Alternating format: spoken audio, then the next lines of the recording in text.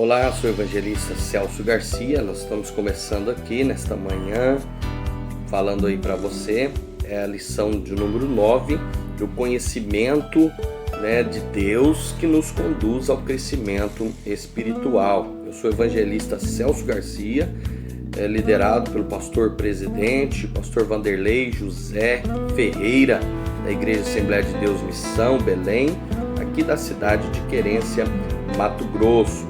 Nós queremos com muita alegria levar até você esta palavra teológica. Você que gosta, ama a palavra de Deus, nós temos aí a lição de número 9 da revista Escola dos Jovens, Escola Dominical, EBD Jovem, a razão de nossa esperança, onde trata de temas importantíssimos para o nosso dia a dia, para o nosso aprendizado, para o nosso conhecimento. Então, queremos com muita graça levar até você em rápidas palavras, alguns minutos, esta lição maravilhosa que nós temos aqui para aprendermos hoje. Eu gostaria que você desse um like neste vídeo, também compartilhasse com seus amigos, com seus irmãos, seus colegas, para que o nome do Senhor Jesus possa ser engrandecido, e também ser pregado a todas as gentes, a todos os povos. As pessoas precisam conhecer a palavra de Deus. O Evangelho do Reino será pregado em todo o mundo e então virá o fim. Nós estamos fazendo a nossa parte, nos ajude também aí na divulgação da palavra do Senhor nosso Deus. Pois bem, a lição, como sempre, ela tem uma didática e uma metodologia muito importante. Ela está dividida em 3 tópicos principais. O tema da lição, o conhecimento de Deus, que nos conduz ao crescimento espiritual. 2 Pedro, capítulo de número 1, versículo 2 até o versículo de número 11. Ela vai estar tratando sobre essa questão de conhecer a Deus e como crescer espiritualmente. O primeiro tópico, a supremacia, ou seja, a suprema importância do conhecimento de Deus. E depois nós temos aí no segundo tópico, a vocação celestial e as preciosas promessas. Temos também no tópico 3, a fé crescente e frutífera.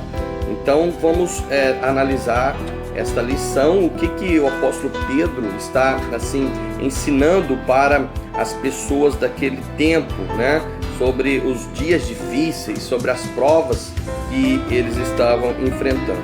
Nós vamos lá. No primeiro tópico, a suprema importância do conhecimento de Deus. Aí nós temos que aprender a refutar o gnosticismo. Naquele tempo, o apóstolo via que as pessoas estavam sendo bombardeadas pelos gnósticos, gnosticismo, aqueles que achavam que o conhecimento de Deus era somente através da gnose. Gnose, é visto aí como a capacidade de conhecer a Deus pelo seu autoconhecimento, pelo seu intento, pela sua própria capacidade. Algo que nós não aceitamos, nós refutamos isso aí.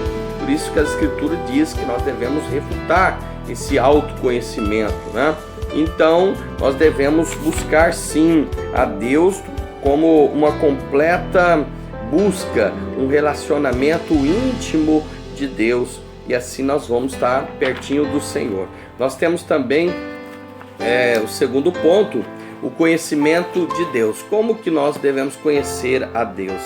O gnósticos, como nós já dissemos, é algo místico, um conhecimento místico. Mas o apóstolo Pedro, ele expressa o epignosis, ele acrescenta um prefixo, epi, no gnosis. Então ficaria epignosis, que é epignosis. Epignosis é o conhecimento baseado na experiência e no relacionamento íntimo do homem com Deus. Epignosis. Então é isso que o apóstolo vai aconselhar os irmãos da igreja local e também da igreja geral, mundial, universal, que deveriam ter um relacionamento íntimo com o Senhor Deus Todo-Poderoso. E assim ele estará tendo este crescimento espiritual, tá bom? Nós temos aí no terceiro ponto, conhecimento para a vida e piedade. Uma vida abençoada, uma vida planejada e com piedade com amor, né? Com misericórdias, né, das pessoas. E aí nós temos em Mateus capítulo 14, versículo 22 até o versículo de número 29, quando o apóstolo sabia, ele agora relata, ele testemunha o testemunho que ele teve sobre o Senhor Jesus, o poder que ele tinha sobre a natureza. Também em Mateus capítulo 28, versículo 18 a seguir, ele também tinha ali o conhecimento de que todo o poder pertencia ao Senhor Jesus Cristo. Então, o Senhor Jesus, ele agia com autoridade. A sua autoridade não está confinada, né? A autoridade de Deus não está confinada. A autoridade de Deus, ela não está engessada, ela não está parada. A autoridade de Deus, ela está sobre o Senhor. Quando Jesus veio aqui em Lucas capítulo 4, versículo 18, ele diz que o Espírito Santo estava sobre ele. Ele diz: o Espírito Santo está sobre mim, pois que me ungiu para evangelizar os pobres. Quer dizer, as ações, as atitudes que Jesus tinha era através do Espírito Santo. Haja visto que quando Jesus foi para o deserto, ele não foi por acaso, ele não foi por querer, ou seja, por vontade própria. Jesus foi guiado pelo Espírito Santo.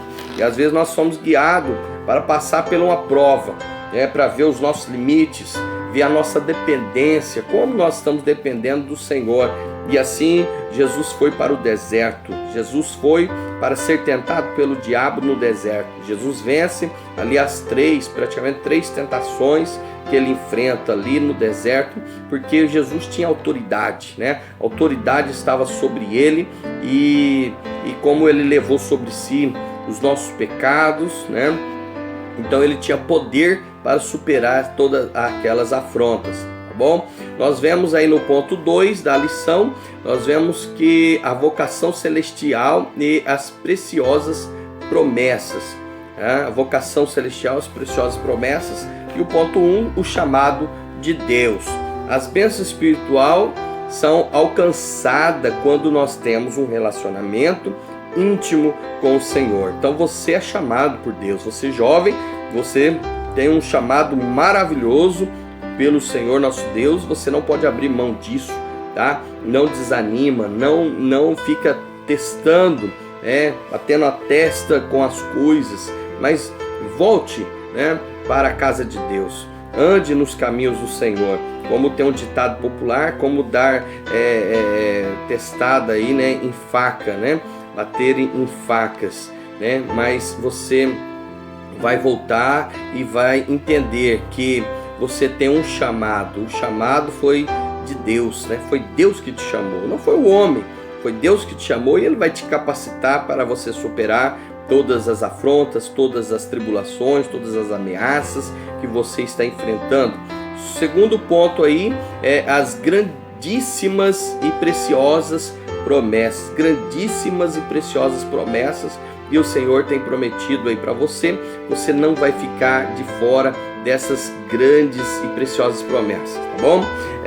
Deus, Ele alicerça a nossa fé e fortalece a nossa esperança.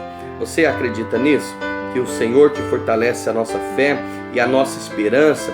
Em Hebreus capítulo 10, versículo 23, ele diz de dois atributos importantes aí. O primeiro é a piedade.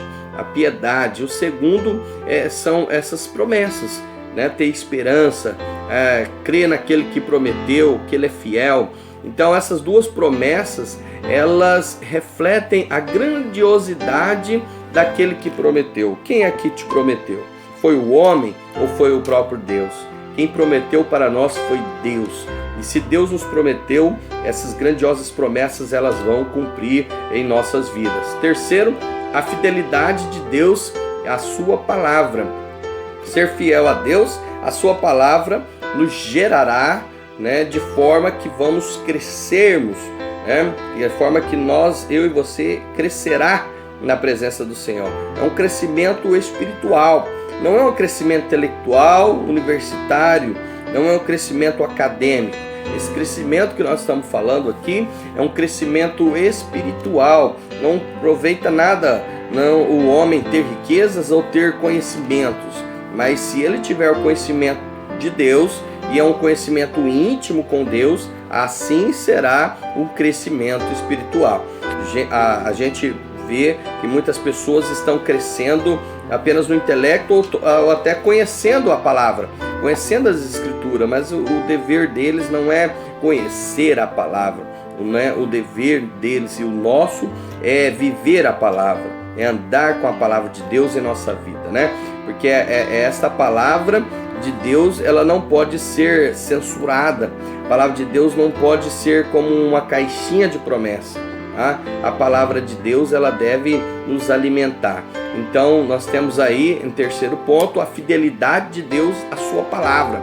Seja fiel à palavra de Deus, tá? Ela não pode ser tirada como uma caixinha de promessa, tá bom? Então busque a direção de Deus, porque no Antigo Testamento, ou no tempo de Jesus, a palavra, ela direcionava às vezes para uma pessoa ou para uma nação, de forma geral. Às vezes a palavra de Deus, ela estaria relacionando e direcionando a Israel ou a igreja. Então a palavra de Deus precisa ser estudada, você precisa crescer no conhecimento de Deus. E conhecereis a verdade, e a verdade vos libertará. Mas essa verdade precisa ser colocada em prática, né? Você crê que você precisa colocar essa palavra em prática? Então venha conosco, vamos estar juntos aí, aprendendo cada dia mais a palavra de Deus, para que assim a gente possa errar menos, né? Nós possamos adorar a Deus, você e eu podemos chegar mais perto do Senhor, viver na presença dele, e assim o nome dele será glorificado. O terceiro ponto, para finalizar, o terceiro ponto fala da fé crescente e frutífera. Quando nós temos aí uma fé crescente e frutífera, então é preciso crescer e requerer aí uma diligência nos nossos atos, nas nossas ações, tá bom? Então crescer requer diligência. Temos aí a responsabilidade e também temos que ter uma disciplina para vivermos o Evangelho do Senhor Jesus Cristo, né? Termos essa disciplina e termos esta responsabilidade.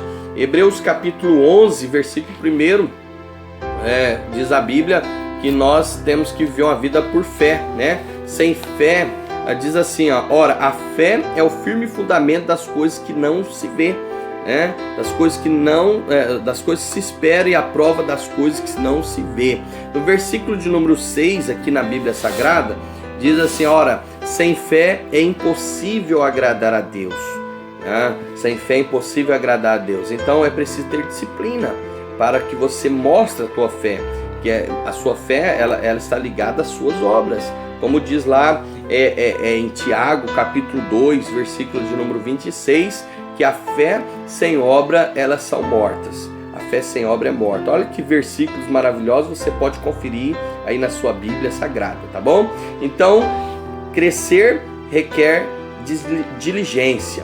E agora no segundo ponto do terceiro tópico, desenvolvendo as virtudes, né, cristãs. Desenvolvendo as virtudes cristãs. Como que nós vamos desenvolver as virtudes cristãs? De que forma que eu e você vai desenvolver essas virtudes, esse crescimento? No grego há uma palavra chamada areté. Areté ou arete. Arete, ele significa excelência, bondade ou bravura. Todos esses adjetivos é muito importante para este verbo arete, né? Que significa aí que nós temos que ter essas virtudes cristãs. Ela não valoriza o sucesso, mas a excelência da vida cristã e o amor ágape, o amor de Deus. Quando você está ligado com Deus, O amor em Deus, ele é perfeito. O amor em Deus, ele é diferenciado, né? É muito diferente do amor filhos, o amor storge, né? O amor eros, como as pessoas dizem, o amor erótico, mas o amor que nós estamos dizendo aqui é o amor ágape, é o amor feito em Deus, o amor vindo de Deus. E João 3,16 diz que Deus amou o mundo de tal maneira que deu seu Filho unigênito, Jesus Cristo. Então este é o verdadeiro amor, o amor que nós precisamos para que nós possamos desenvolver na vida cristã, viver uma vida com amor. Terceiro ponto, deixando de ser estéril. Deixa de ser estéril. Estéril, o que é a histeria, né? A esterilização. É quando a pessoa deixa de alimentar da palavra de Deus.